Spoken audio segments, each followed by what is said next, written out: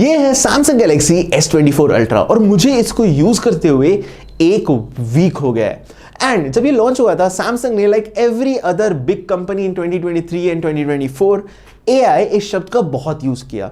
फिर सारे यूट्यूबर्स ने भी AI करके AI का बहुत ज्यादा जिक्र किया। बट क्या मेरे एक वीक के यूसेज में AI का उतना ज्यादा यूज हुआ है? क्या आपको इस फोन को सिर्फ AI के लिए लेना चाहिए? वेल, आज की वीडियो में यही बताने वाला हूं, तो वीडियो पूरा देखो।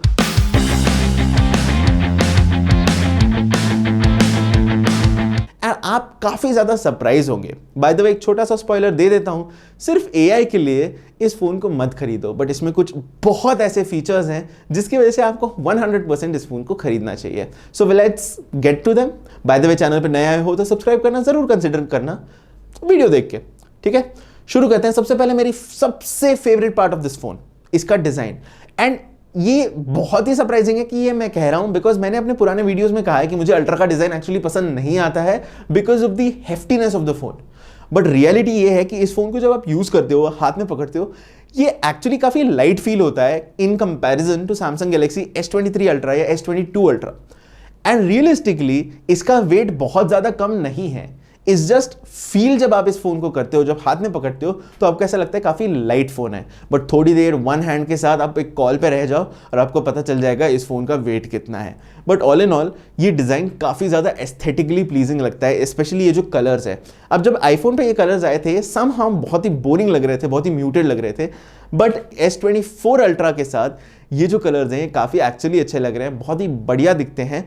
एंड आप जैसे देख सकते हो यहाँ पे एक मैट टाइप की कोटिंग है, तो फिंगरप्रिंट्स बहुत कम आते हैं, which is a very very good thing. ये एक प्रॉब्लम थी जो S23 अल्ट्रा और S22 अल्ट्रा के साथ, दोनों के साथ मुझे काफ़ी बार आती थी। इसी के साथ फ्रंट, भाई मैं बता रहा हूँ, मैं फ्लैट डिस्प्ले का फ़ैन नहीं हूँ, मुझे एक्चुअली कर्व डिस्प्ले बहुत पसंद आता है।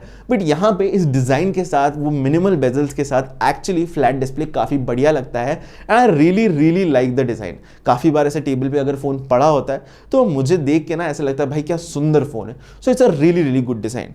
अब सामने की तरफ आए गए हैं तो डिस्प्ले की बात कर लेते हैं, बिकॉज ये एक रियल स्टार है। अभी हमेशा ही अल्ट्रा सीरीज का डिस्प्ले बढ़िया होता है। 2600 निट्स की यहाँ पे आपको ब्राइटनेस मिलती है, गोरिल्ला ग्लास आर्मर मिल जाता है, और ये सिर्फ बोलने वाली बातें नहीं है। अब मैं 2600 निट्स के बारे में बताता हूँ।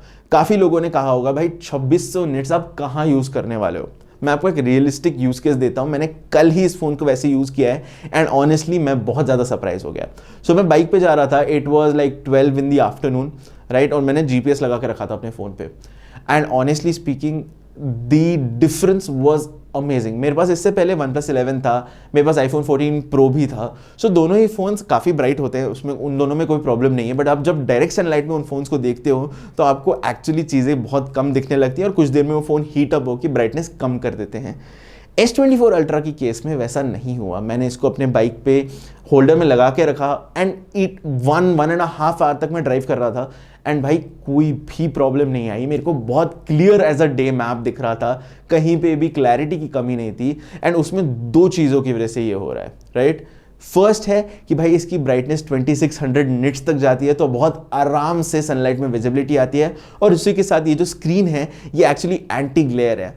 आपको मैं बता दूं, मेरे जस्ट सामने एक लाइट है और आप जैसे देख सकते हो बहुत ही मिनिमम ग्लेयर आ रही है in comparison to what other phones get. बहुत ही मिनिमम ग्लेयर आ रही है, विच इज़ एब्सोल्युटली अमेजिंग। तो ये बहुत ही बढ़िया चीज़ है। इसके अलावा एज यूजुअल डिस्प्ले बहुत स्मूथ है, कोई भी डिस्प्ले में प्रॉब्लम नहीं आती। Colour accuracy is great, colour retention का कोई इशू नहीं है भाई। बहुत ही बढ़िया डिस्प्ले है। मूवीज़ वगैरह अगर आप इस पर देख रहे हो आपको बहुत मज़ा आएगा, so don't worry about that. अब आगे बढ़ते हैं One UI 6.1 के बारे में एंड AI के बारे में। सो AI के कुछ ऐसे फीचर्स हैं जो मुझे बहुत गिमिकी लगते हैं एंड रियल लाइफ उसका यूसेज नहीं है। वन ऑफ देम वो है circle to search, right. Honestly speaking पूरे एक वीक में मैंने एक भी बार सर्कल टू सर्च यूज़ नहीं किया है। इनफैक्ट मैंने बहुत कम AI फीचर्स यूज़ किए हैं, बट वो सिर्फ मेरे लिए डिपेंडेंट हो सकता है। But honestly speaking circle to search मुझे बहुत ज़्यादा गिमिकी लगता है। आप किसी इमेज को सिलेक्ट करके एक्चुअली सर्च कर सकते हो, आप गूगल लेंस के साथ सर्च कर सकते हो। You really don't need to circle to search, ठीक है।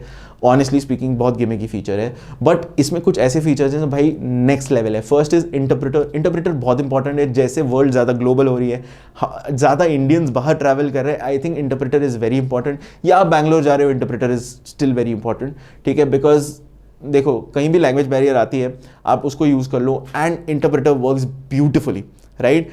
आपका जो पर्सन आगे वाला कुछ बोल रहा है वो आपको आपकी लैंग्वेज में पता चलता है, आप जो बोलते हो वो दूसरी लैंग्वेज में ट्रांसलेट होता है and it works in real time. So ऐसा नहीं होता आपको वेट करना है, ठीक है, किसी ने कुछ बोला फिर ये प्रोसेस करेगा फिर आपको बताएगा, वैसे नहीं होता। जैसे एक रियल लाइफ इंटरप्रेटर काम करता है वैसे ही इसका इंटरप्रेटर काम करता है एंड इट्स एब्सोल्युटली अमेजिंग। इसी के साथ अगर मैं बात करूँ कॉल असिस्ट एक ऐसा फीचर है जिसके लिए मैं बहुत एक्साइटेड था पिछले 2 साल से, बिकॉज एक्चुअली S22 अल्ट्रा में भी ये फीचर आ गया, S23 अल्ट्रा में भी ये फीचर आ गया, बट ये फीचर बिल्कुल अच्छे से नहीं चल रहा था, एटलीस्ट इंडिया में। साउथ कोरिया में ये बहुत बढ़िया चल रहा था बिकॉज ये फोन बना वही है, ट्रेनिंग वेनिंग बहुत सही हुई है, तो वहाँ पे उनके पास मॉडल्स बहुत है। इन कंपैरिजन अगर इंडिया की बात करूं तो इंडिया में ये बढ़िया से नहीं चल रहा था। अगर मुझे कोई सामने से हिंदी में बोल रहा था तो ये रिकॉग्नाइज नहीं कर पा रहा था। Now it is changed. Firstly, Call Assist works in Hindi now and way many languages. Secondly, Call Assist real time में काम करने लग गया है and it works absolutely fantastic. बहुत ही realistic responses देता है, अच्छे से चीज़ें समझता है, which was not something that was happening पहले। अब इसमें सबसे बड़ा contribution है, इसमें dedicated एक AI chip है उसका, right? And ये आपको जानना बहुत ज़रूरी है कि काफ़ी बार AI chips इनको as gimmick यूज़ किया जाता है। iQOO AI गेमिंग चिप के बारे में पिछले 3 साल से बात कर रहा है एंड ऑनेस्टली iQOO का गेमिंग परफॉर्मेंस अच्छा है but it has nothing to do with AI चिप, राइट। कंपैरिजन में यहाँ पे जो डेटा प्रोसेसिंग हो रही है जो आपके फ़ोन पे भी हो सकती है, बाय द वे यहाँ पे जो भी AI के फीचर्स हैं अगर आपको उनको इंटरनेट से नहीं कनेक्ट करना है आपके फ़ोन पे भी प्रोसेसिंग हो जाएगी और ये सिर्फ S24 सीरीज में ही अवेलेबल है, बाकी किसी सीरीज में आप ऑफलाइन प्रोसेसिंग नहीं कर पाओगे, राइट। बिकॉज यहाँ पे जो आपके मॉडल्स होते हैं, जो AI मॉडल्स होते हैं, उनको प्रोसेस करने के लिए एक डेडिकेटेड चिप लगती है, वो सिर्फ आपके S24 सीरीज में है।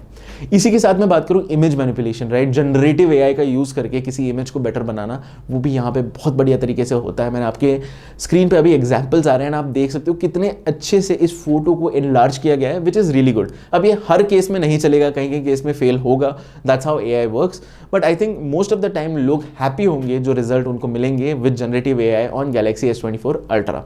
अब इसके बाद बात करते हैं बैटरी लाइफ की, राइट, बिकॉज आई थिंक यहाँ पे AI का एक बहुत बड़ा कॉन्ट्रीब्यूशन है जो लोग रियलाइज नहीं कर रहे हैं। सी, जब भी आप किसी फ़ोन को लेते हो और 2-3 दिन यूज़ करते हो, उसका जो AI है वो एडजस्ट कर रहा होता है आपकी यूसेज पैटर्न्स को।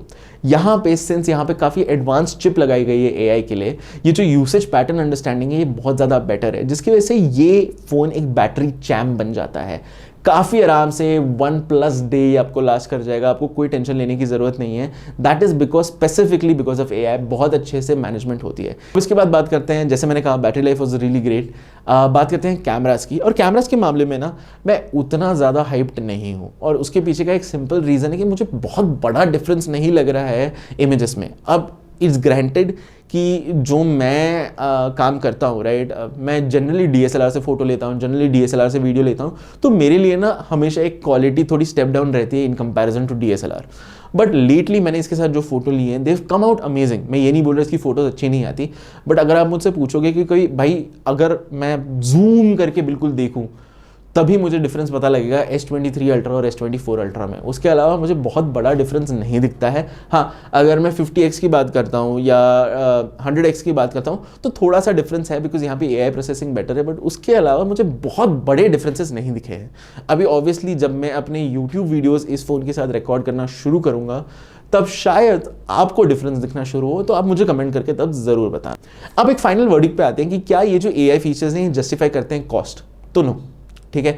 अगर आप सिर्फ AI फीचर्स के लिए लेना चाहते हो, इसकी maximum brightness, anti glare screen, in general shape, S pen, ये आपके लिए इंपॉर्टेंट नहीं है, तो I would suggest something lower end, या प्रॉब्ली S23 अल्ट्रा या S22 अल्ट्रा।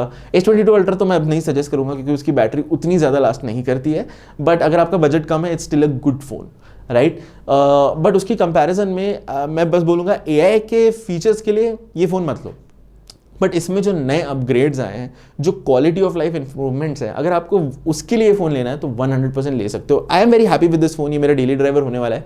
आप मुझे कमेंट करके बताओ क्या आप ये फ़ोन लेने वाले हो या आप ड्रीम करते हो ये फ़ोन लोगे।